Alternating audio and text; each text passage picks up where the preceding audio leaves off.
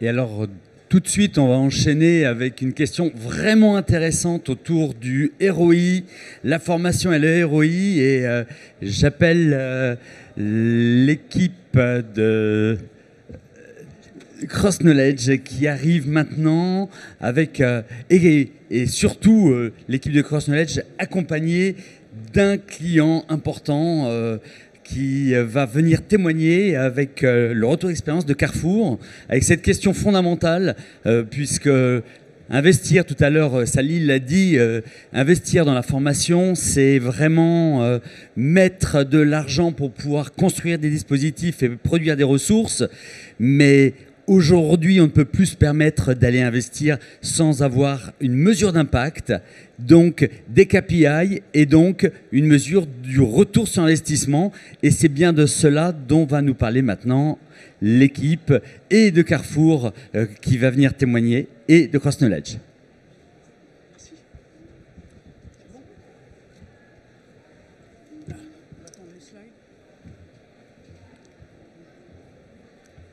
C'est bon.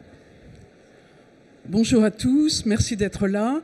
Avant que Adilson Borges, CLO de Carrefour, vous parle du ROI de la formation, quelques mots sur la pertinence des formats pour justement avoir un impact positif. Voilà.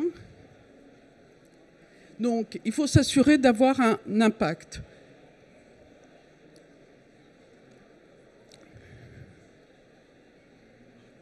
Donc, on va parler des modalités d'apprentissage pour s'assurer de choisir le bon format pour avoir un impact positif sur les formations que vous allez dérouler auprès de nos clients.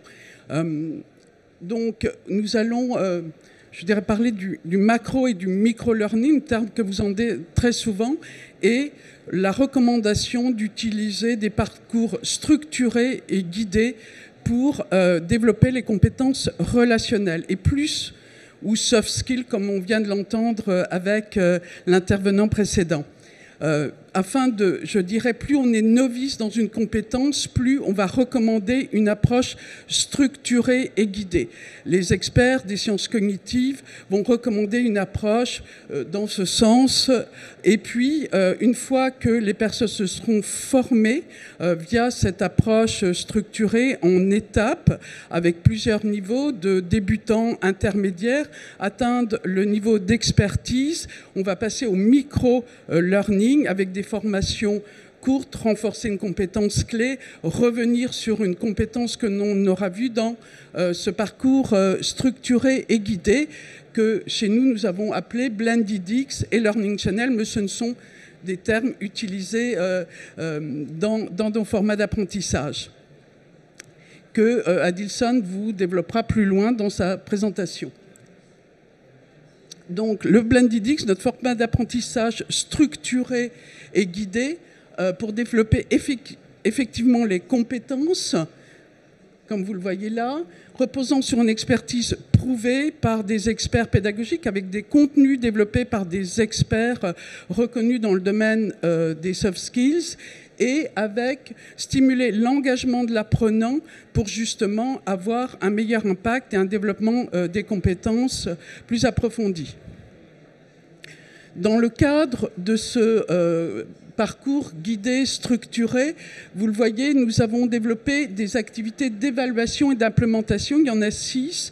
Vous avez des activités de contenu, puisque nous n'apprenons pas de la même façon, avec des contenus digitaux, des lectures, des contenus web intégrés, et puis des activités sociales. L'ensemble des activités vont se retrouver au sein de ce parcours structuré et guidé que nous appelons, nous, le Blended X. Je vais passer la parole à Adilson qui va évidemment illustrer ceci par des cas concrets sur le ROI de la formation au sein du groupe Carrefour. Est-ce que je peux avoir ça? Merci. C'est bon. Bonjour à toutes, bonjour à tous.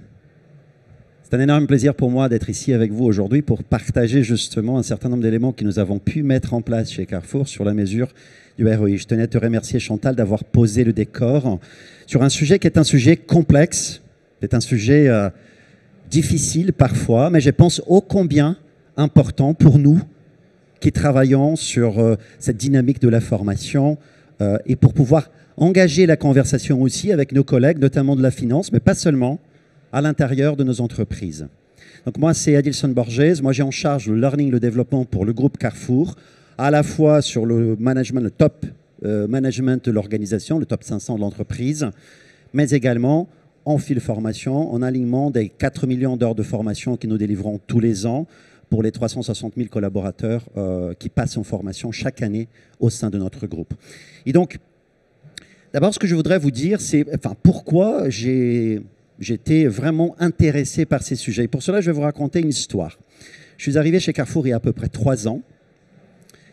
Et dans cette entreprise, une des choses on fait, comme d'ailleurs dans toutes les grosses organisations, on fait une réunion pour pouvoir défendre nos budgets, présenter nos budgets. Et dans cette réunion, avec mon CFO, il y avait comme vous pouvez l'imaginer, une très forte pression pour réduire les coûts. Et donc, le discours était en gros, il faut réduire les coûts de la formation. Et moi, évidemment, très naïf, je disais, mais non, regardez bien, il faut développer nos people, il faut réskiller, etc. On a toutes les problématiques qu'on en a vues dans l'intervention précédente. Et donc, il faut vraiment investir dans la formation. Et on est resté là pendant un certain temps, dans un débat très, très, très difficile et parfois tendu. Et à un moment, dans un élan presque poétique, j'ai dit, mais la formation n'est pas un coût. La formation est un investissement. Et là, il m'a dit, évidemment, très bien, si c'est un investissement, montre-moi le ROI. Montre-moi le retour de cet investissement. Et là, j'étais un peu coincé, je dois vous avouer. Je n'avais pas grand-chose à l'offrir. Et du coup, en sortant de là, j'étais un peu vexé, un peu touché dans mon ego. Et je me suis dit, avec mes équipes, il faut qu'on travaille sur ce sujet. Et c'est la dernière fois qu'on n'aura pas des chiffres à prouver par rapport à ce qu'on a fait. Et on s'est mis au travail. Ce que je vais vous raconter aujourd'hui, c'est très concrètement quelques éléments, quelques approches que nous avons mis en place pour pouvoir y répondre à cette question.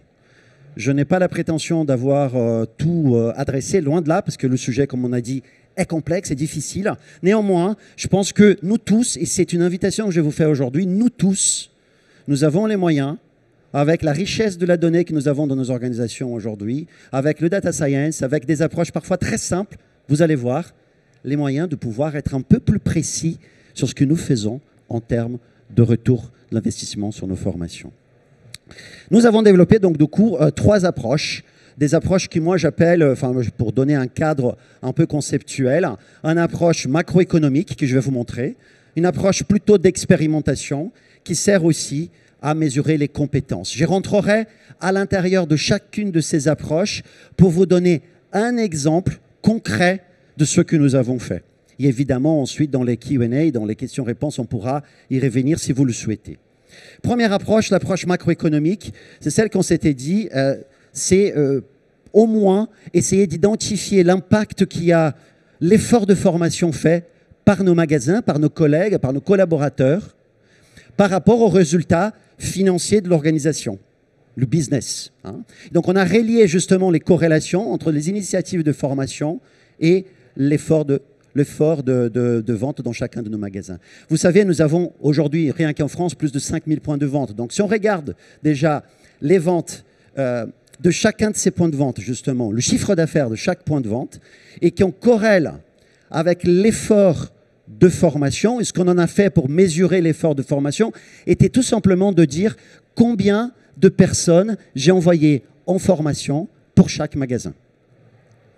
Donc j'ai un taux d'effort de formation. Si j'en ai 100 collègues, 100 collaborateurs dans un magasin et que j'en ai envoyé une dizaine dans une formation, et ben j'ai un effort de formation de 10% cette année. D'accord ? Donc on en a pris l'effort de formation par magasin et on en a corrélé ça avec le nombre les ventes de ce magasin-là. Et on en a déjà une corrélation qu'on voit, on voit un nuage de points qui apparaissent et on commence à voir qu'il y a un effet apparemment entre l'un et l'autre. En revanche, vous allez me dire, et vous êtes en train déjà de s'interroger, qu'est-ce qui vient d'abord? Est-ce que c'est l'œuf ou la poule? Est-ce que c'est parce que j'investis davantage en formation qui, du coup, je génère davantage de ventes? Ou est-ce qu'à contrario, c'est parce que je vends beaucoup et que j'en ai les moyens, donc les reins assez solides en tant que magasin, de pouvoir envoyer plus de monde en formation dans l'année. Donc évidemment, on en a poursuivi la logique et on s'était dit, regardons non pas les ventes absolues, mais regardons les deltas de vente et les deltas d'efforts de formation. Par rapport à l'année précédente, est-ce que j'ai envoyé plus de monde en formation? Donc un magasin qui aurait envoyé 10% de leur corps professionnel cette année par rapport aux 5% qu'il aurait envoyé en formation l'année précédente, a un delta d'efforts de formation de 5%. Et ça, c'est ce qu'on mesure maintenant dans les abscisses. Et dans les ordonnées, on en a mesuré tout simplement quel est le progrès de vente d'une année sur l'autre. Et là, pour le coup, vous voyez, on en a des efforts qui sont assez conséquents. Enfin, la mesure de corrélation, elle progresse. Et on est capable d'expliquer. Bon, voilà, je vais vous faire un petit coup de lycée, là, quand on était en cours encore de corrélation. Hein, c'est 5% de la variance expliquée. Dans chacune de nos zones de challenges. Bon, sans rentrer dans les stats, en gros, on explique 5% de la variabilité des ventes de chaque magasin par la formation. Je peux vous dire qu'il n'y a rien avec ça. En discutant avec nos patrons de magasins, patrons de région, la conversation change, le temps change. On peut leur montrer, leur commencer à leur indiquer qu'il y a des fortes probabilités que des efforts de formation impactent leur business. La conversation, elle est déjà différente. Et puis, évidemment, on peut aller au-delà de ça. On peut faire plein de choses avec ces données. Je n'ai pas le temps de tout vous raconter ici, mais on peut par exemple dire que, en fonction de la typologie de formation, est-ce que c'est une formation en management? Est-ce que c'est une formation sur le service au client? Est-ce que c'est de la formation obligatoire, hygiène et sécurité, etc.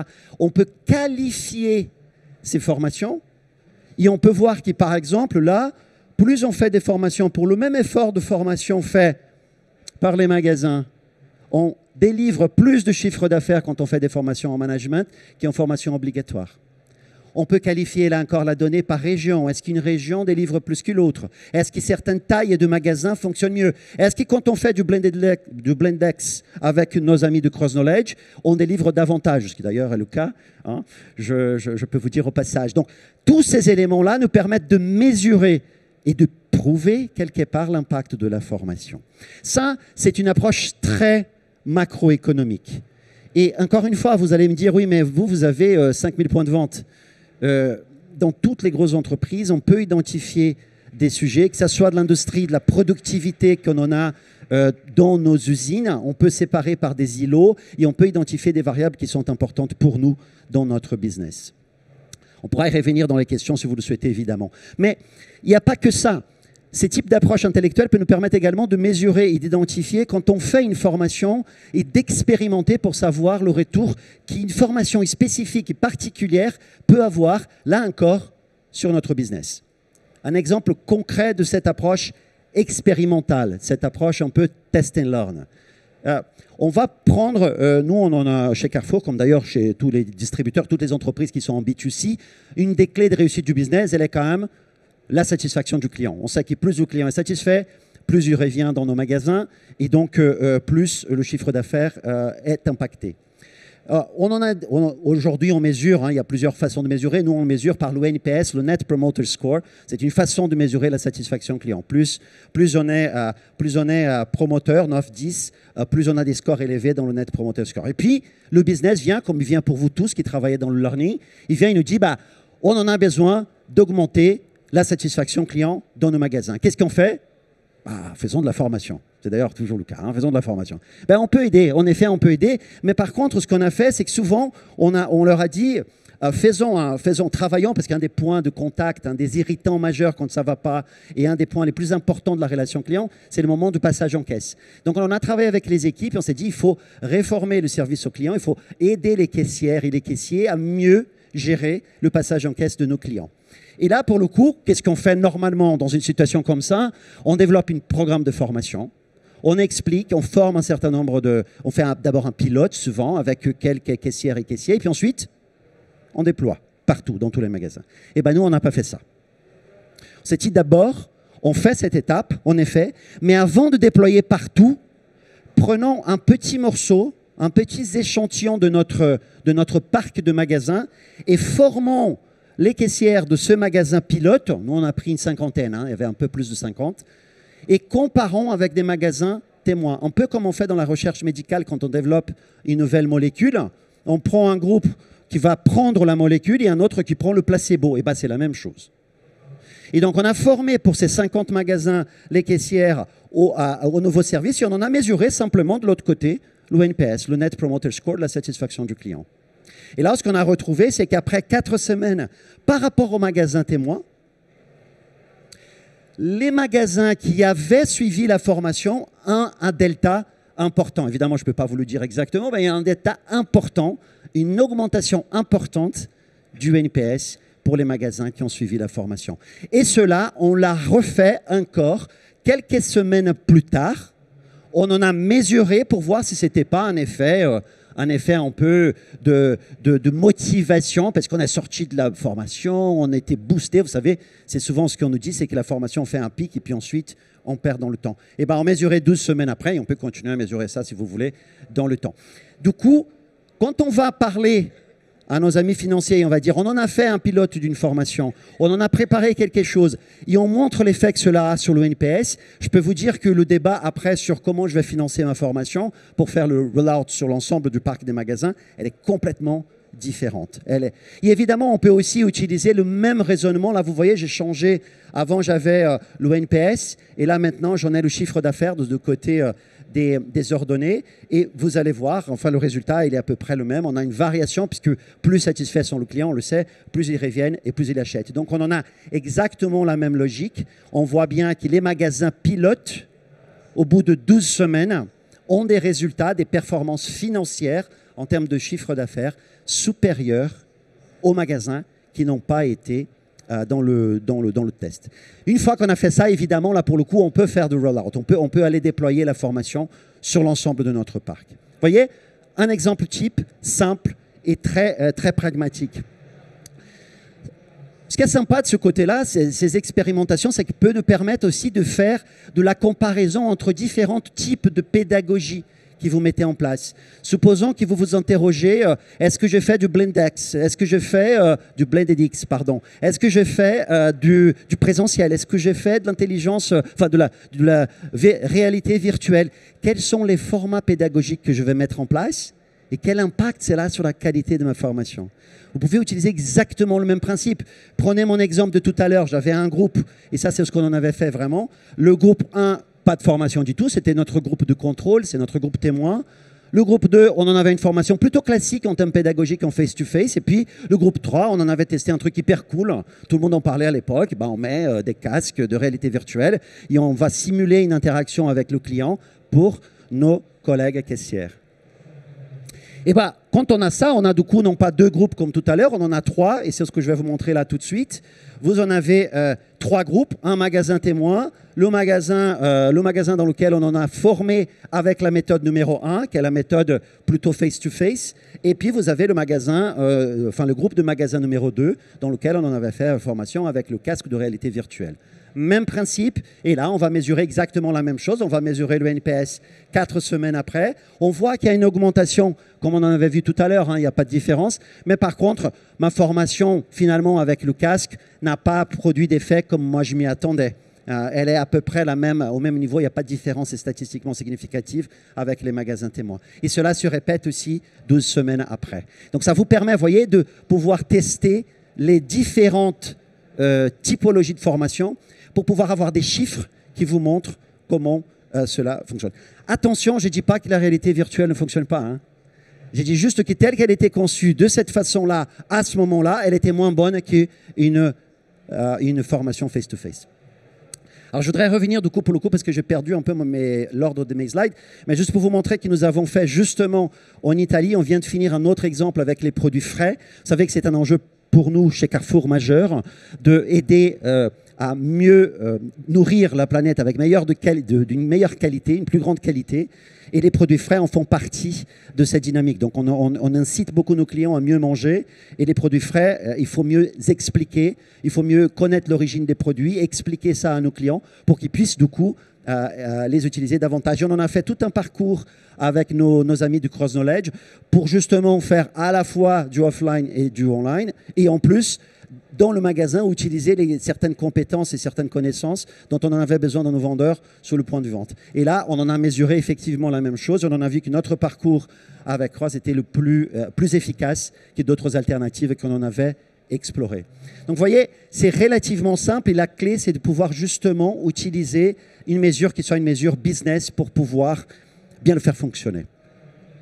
Donc, on en a vu des mesures macroéconomiques, on en a vu des mesures plutôt liées à la formation elle-même.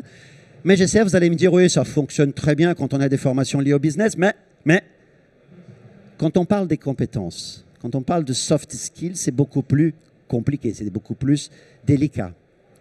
Oui, c'est vrai, mais ça ne veut pas dire qu'avec un peu de créativité, on ne peut pas le mesurer.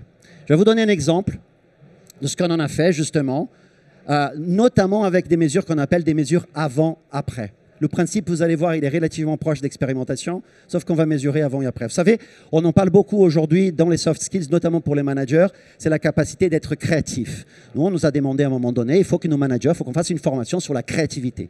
Donc, comment on va faire, comment on va travailler cette créativité? Eh bien, on va travailler, les managers, on va les faire venir pour une formation pour essayer de développer cette capacité. Mais comment on mesure la créativité? On a plusieurs façons de le faire. Une façon qu'on en a choisie, c'est de dire on va demander à nos managers de résoudre un problème. On en a une étude de cas, on leur donne une étude de cas et on leur dit donnez-nous le maximum de possibilités de solutions à ces problèmes. Plus ils en donnent des solutions, et on considère que plus ils sont créatifs. On pourrait mesurer ça d'autres façons. D'ailleurs, on va le montrer, je pense, juste après. On peut le faire aussi également en demandant à son N+1. Est-ce que le manager était plus créatif maintenant?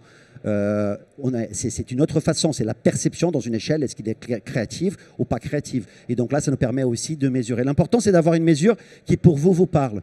Et donc là, le nombre de questions résolues par le manager était pour nous un indicateur de sa capacité à être créatif dans ses problématiques managériales. Pareil, on en a pris un groupe au hasard de 200 managers qu'on a formés à notre méthode pour développer leur créativité, par rapport à un groupe pour qui on n'en a rien fait du tout. Et donc la différence entre les deux groupes, c'est juste qu'un des groupes a suivi la formation. Et donc avant la formation, on en a mesuré leur capacité à répondre à cette étude de cas avec le plus grand nombre de propositions. Et vous voyez, il n'y avait pas de différence statistiquement significative. C'était à peu près au même niveau, ce qui est plutôt rassurant. On part tous de la même base. En revanche, après la formation, ce qu'on en a regardé, c'est qu'il y a plus maintenant de solutions proposées par les collègues qui ont participé à la formation que ceux qui n'ont pas suivi la formation. Donc pareil, si on mesure le delta, on peut avoir un indicateur qui nous montre de combien on en a augmenté ces soft skills. Et si on compare ça avec les coûts de production et de déploiement de la formation, on a un retour sur l'investissement qui peut être mesuré. Vous voyez, là, je voudrais juste vous montrer, c'est exactement la même chose. Plutôt que de faire par le nombre de solutions proposées à une étude de cas spécifique, on l'a demandé à leur N+1 d'évaluer leur capacité à être créatif. Donc, c'est exactement la même démarche, mais on a demandé au N+1, ce qui est peut-être un peu plus compliqué en termes techniques. Pour nous, en tout cas, ça l'a été. Voilà. Donc, moi, je pense que ces éléments sont, pour moi, une manière de vous montrer qu'on peut faire de la mesure à la fois avec des éléments macroéconomiques, des éléments d'expérimentation sur chacune de nos formations, mais aussi avec des mesures avant-après. Un message et une invitation. Ne vous dites pas « oui, ça marche » chez Carrefour parce qu'ils en ont beaucoup de magasins. Je crois, dur comme fer, que dans n'importe quelle entreprise aujourd'hui, avec la richesse qui est donnée, qui est de la nôtre, on peut l'intégrer. Il faut être parfois créatif, mais on peut trouver des solutions qui nous permettent de mieux mesurer le ROI. Et je crois que ces sujets, même s'il est difficile, s'il est complexe, il va mériter de plus en plus notre attention aujourd'hui et demain. Merci beaucoup. Alors, est-ce que vous avez des questions rapidement, puisqu'on est vraiment un petit peu en retard? Moi, ce qui m'intéresse, c'est qu'au travers de cette démarche, on voit bien que les commanditaires de formation ne sont plus simplement des services formation, mais là, vous êtes représentant du métier. Et il faut savoir parler le métier de nos acheteurs. Parce que nos acheteurs, ce sont ceux qui ont besoin de la montée en compétences effective. Et pour ça, eh bien, ils ne parlent pas pédagogie, ils ne parlent pas formation. Ils parlent chiffre d'affaires, ils parlent performance, et il faut savoir, pour leur construire des dispositifs et des offres, parler leur métier. Donc cette articulation entre formation et ROI est absolument fondamentale désormais dans les entreprises. Alors, une question.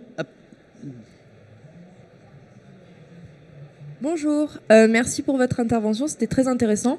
J'ai juste une question par rapport à ce que vous avez dit au moment où c'est statistiquement significatif. À quel moment ça l'est? Et du coup, qu'est-ce que vous recommandez comme échantillon minimal pour pouvoir faire ces mesures, s'il vous plaît? Merci beaucoup pour cette question. En fait, sans rentrer trop dans la... J'essaie de vous regarder, vous savez, il y a plein de gens qui passent. Sans rentrer trop dans les spécificités des statistiques, c'est vrai que si on veut faire des inférences sur l'ensemble de la population, il faut avoir un nombre minimum et ça dépend un peu de la variabilité de votre groupe. Donc en gros, ma suggestion, c'est si vous pouvez avoir au moins 30 observations à l'intérieur du groupe témoin et 30 observations dans le groupe de contrôle, enfin dans le groupe de test, vous êtes déjà capable de commencer à faire des choses intéressantes. Donc un minimum de 30. Après, ça dépend beaucoup de la variabilité et d'autres éléments statistiques. Pour ceux qui le souhaitent, vous pouvez venir me prendre un café avec moi après. Je vais vous raconter un peu plus. Je vous donnerai de la littérature. J'ai notamment publié un petit article dans HBR que vous pouvez chercher sur Internet, dans la Harvard Business Review, qui parle un peu de ce sujet. Merci. Adilson, merci pour cette présentation. Thierry Delahaye, nous adhérons totalement à l'approche du ROI. Je voulais savoir comment votre direction financière avait perçu ces indicateurs de performance. Merci beaucoup pour la question, Thierry. En fait, c'est une vraie question. Et ce que nous on a fait, c'est qu'après avoir pris le coup, là où je suis sorti un peu on va dire, tête basse, on va dire, c'était un peu dur pour moi. Je suis revenu les voir et je les ai embarqués dans la démarche. Je leur ai dit, je ne sais pas faire aujourd'hui et j'ai besoin de vous pour construire un certain nombre de choses. Et ils ont été très, très ouverts et ils nous ont aidé beaucoup à identifier les chiffres, à aller chercher les chiffres, à construire certaines choses.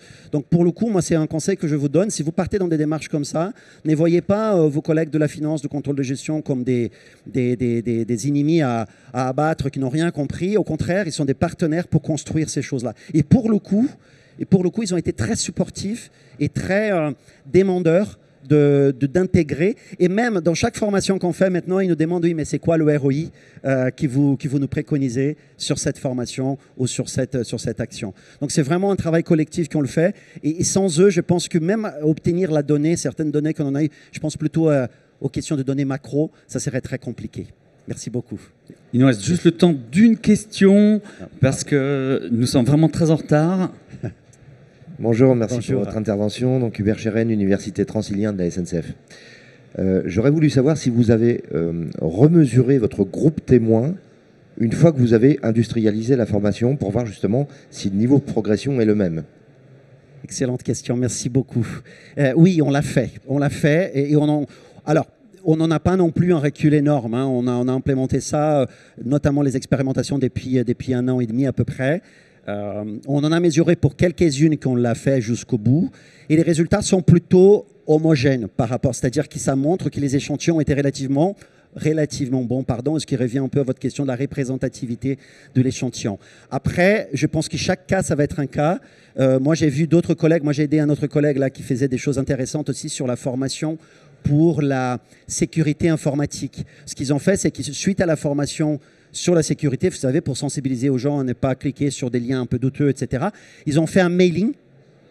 Ils ont envoyé un mailing à 2 groupes, un groupe témoin et un groupe qui avait suivi la formation, et ils ont vu combien de personnes avaient cliqué sur le phishing. Et ceux qui ont fait la formation ont moins cliqué sur le dit phishing que les autres qui n'avaient pas suivi la formation. Et donc là, par contre, je pense qu'il y a une grande variabilité aussi entre les sujets. Et donc ça, c'est plutôt du coup de les statistiques pour pouvoir être efficace. Mais aujourd'hui, tel qu'on l'a vu dans le déploiement global, les résultats sont plutôt en ligne avec ce qu'on en avait fait dans le petit échantillon. Merci beaucoup. Je pense qu'on n'a un peu pas de temps, mais si vous voulez, moi, on va rester un peu avec Chantal ici. On est prêt à prendre un café avec vous avec grand plaisir. Merci beaucoup. Merci. Merci beaucoup.